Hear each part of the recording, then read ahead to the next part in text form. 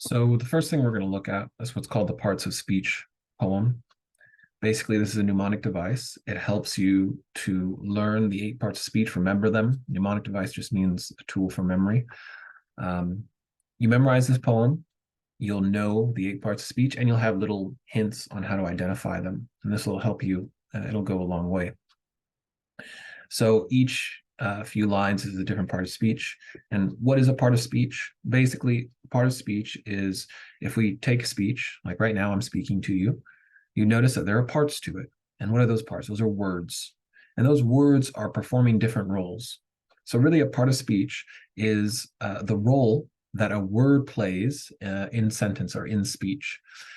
And we're going to see that you can have words, for instance, a noun that is performing the role of something else. Okay, don't worry about that right now. But first, we have to just identify what words we're interacting with. And these are the 8 basic parts of speech. So let's look at these. All names of persons, places, things are nouns like Caesar, Rome, and kings. A noun is our first part of speech. And it's defined as all names of persons, places, things. So the name of a person, place, or thing. Some people add idea, but really an idea is a type of thing. It's just an abstract thing. And then we have examples. So person, Caesar, place, Rome, thing, kings. These are all examples of nouns. Pronouns are used in place of nouns. My thought, her work, his book, your frown. So pronouns come after nouns because they actually take the place of nouns. So I could say, Muhammad went to the store, Muhammad bought milk and cookies, Muhammad did this, Muhammad. Or I could say, went to the store, he then did this, he then did that, I use he, so I don't have to repeat Muhammad over and over and over again. And so we're given a few examples, my, her, his, and your. The next, and there are other types of pronouns that we'll cover. These are all possessive pronouns, but we'll go over the types later on. Number 3, when the kind you wish to state, use an adjective like great. So adjectives are modifiers, and they modify nouns and pronouns. What's a modifier? For now, think of it as a word that is describing or limiting another word. Adjectives do that for nouns and pronouns. So if I say Caesar, I could say the great Caesar, the happy Caesar, the sad Caesar, the murdered, assassinated Caesar. All of these words that I'm adding, they're modifying Caesar. They are adjectives. The next type of word is another modifier, but if of manner you would tell, use adverbs such as slowly well. Adverbs are another type of modifier. But unlike adjectives, they modify 3 different things. They modify adjectives, verbs, and adjectives. Okay, we're going to go into these in depth later on, but use adverbs such as slowly well. So, but if of manner you would tell, use adverbs such as slowly well. To find an adverb, this test try, ask how or when or where or why. So if I have a sentence like, he ran to the store, I could ask how. How did he run to the store? He ran quickly to the store. Quickly there is an adverb. When? When did he run to the store? He ran yesterday to the store. Yesterday answers the question when. That's an adverb. It's modifying the verb. Where? To the store. He ran to the store. To the store. That whole thing, to the store, is actually telling us where. It's going to be an adverb. We'll learn about that later on. Why? He ran out of fear. Out of fear is answering the question, why? Okay, and so on and so forth. We're going to learn these. We're going to spend a lot of time with them, so don't worry about it too much. Number 5, prepositions show relation, like with respect or in our nation.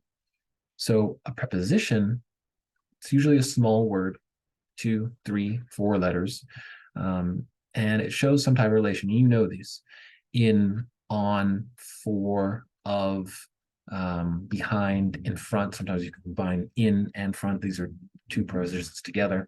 In front of, next to, across, and so on and so forth. All of these show some relation. Relation between what? Well, in our nation with respect, or under the car. Car is a noun, right?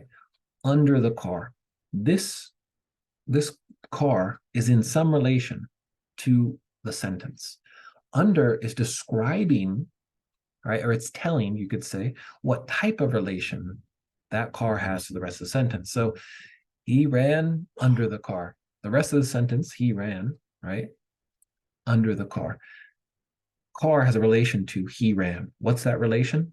Under, right? The preposition is showing that relation. Okay, we're going to spend some time with these, but every preposition comes in a prepositional phrase. With respect is a prepositional phrase. In our nation, prepositional phrase. And a phrase is a group of words without a subject and a verb. We'll learn this more later on. Okay, the sixth one. And we're just, like I said, we're just going through these briefly so that you can memorize this and it'll just help you later on as we learn these more in depth. Conjunctions, as their name implies, are joining words. They are the ties that bind together day and night, calm but cold, dull or bright. Conjunctions you use all the time. You may remember the mnemonic device fanboys stands for all the coordinating conjunctions. Fanboys, F, for, a, and, n, nor, be, but, o, or, why, yet, s, so. Okay, so you can put together two words, two phrases, two clauses. We're going to learn these later on with coordinating conjunctions. There's another type of conjunction, subordinating conjunctions. We'll cover those later. But here we're given some examples. Day and night. So and is the conjunction, right? Think about the word conjunction. Conjoin, to bring together. Conjunction, where the junction is, where two things are brought together. Calm but cold. The but is bringing together calm and cold. Dull or bright. Or is bringing dull and bright together. Next one. Probably the second most important type of part of speech. Next, we have the verbs, which tell of action, being, and state as well.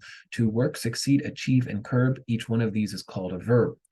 Now, probably someone told you an untruth a long time ago. They lied to you. They said that verbs are action words. Now, that's not entirely true.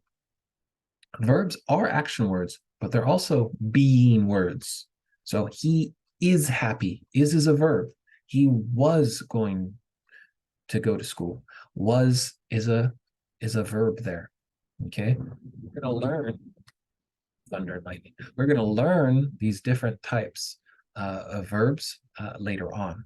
Okay, state is another way of saying being. It's really just, there are different ways of defining verbs, but action and being, just think of that. Think of those two. And so to work, succeed, achieve, and curb, these are all action words. Finally, number 8, the interjections show surprise, like, oh, alas, me, how wise. So interjections basically come into a sentence and they express some emotion. They're not grammatically a part of the sentence. They're like, oh, wow, alas, me, right? Yo, dude. These are all interjections. Okay, we're going to learn about them later on. They, like I said, they're not grammatically connected, but you still will find them in sentences.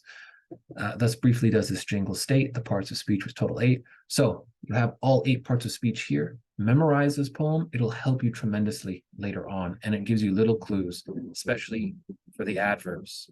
There are more clues and techniques for identifying these, which we'll be learning in the next few days.